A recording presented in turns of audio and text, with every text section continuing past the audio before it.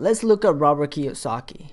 He had two dads, his real dad and his friend's dad.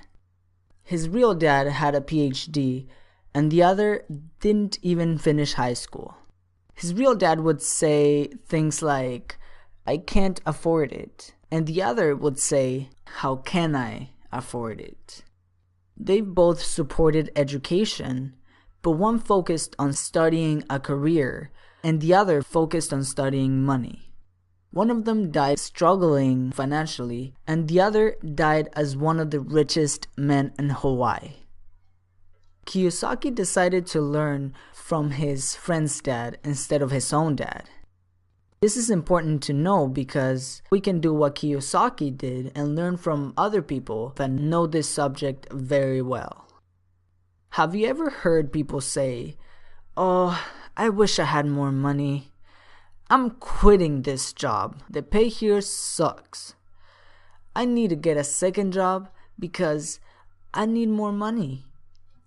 And I'm sure all of us can relate. But the problem here is that it really doesn't matter how much money we're making if we don't even understand it. Let me ask you something.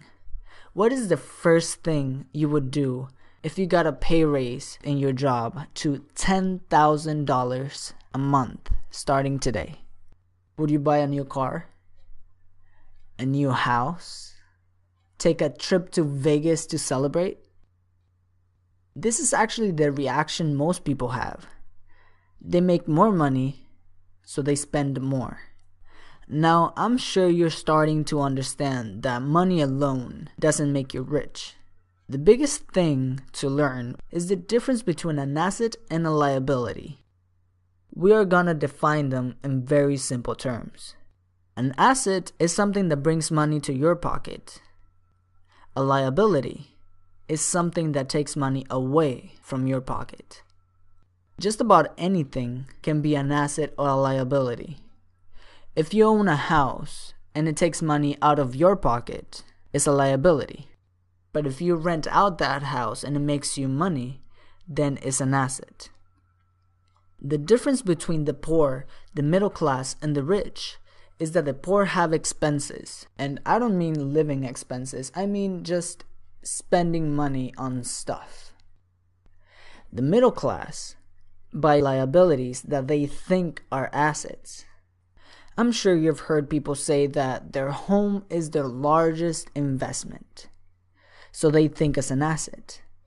But yet, their so-called asset costs its owners at least a couple of thousand a month. The rich spend their time and money getting assets, which brings more money. They use that money to buy more assets, which brings more money and buy more assets. That's why the rich get richer and the poor middle class stay the same. And it really doesn't matter how much money you're making. If you have a job and make $10,000 a month and you buy cars and expensive wine bottles and timeshares in Vegas and spend all of your money at the end of the month, you have a poor person mentality. The same goes if you have a $2,000 a month income. You spend only $1,500 and the rest you use to buy assets. Eventually, those assets will bring you more money to buy more assets. And yes, if you keep doing this, you won't be needing your job anymore.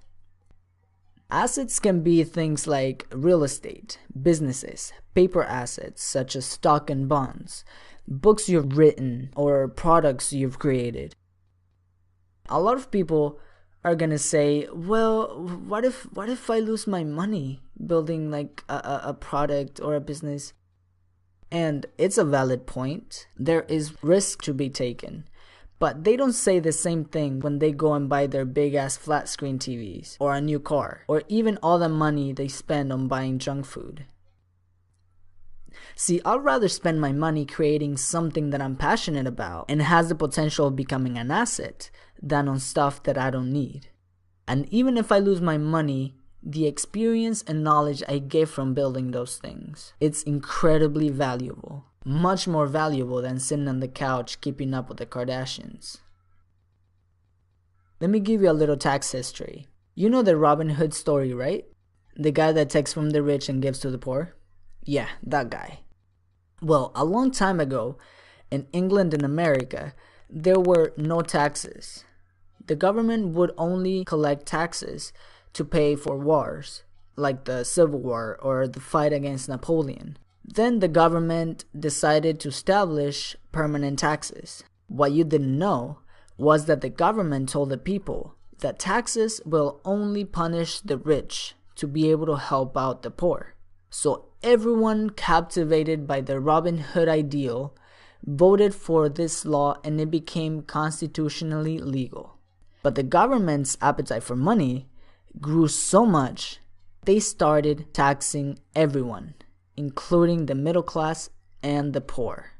And the rich, well, they were too smart for this. They found loopholes to keep their hard-earned money. This is why Warren Buffett is so proud to say that his tax rate is lower than his secretary's tax rate. Corporations.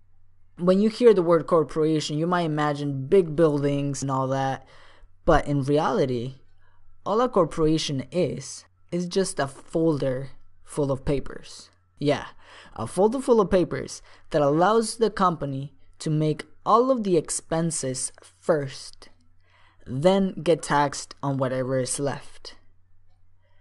That means that you can spend all of the money you can. Then at the end, you just say, alright, tax me on whatever is left.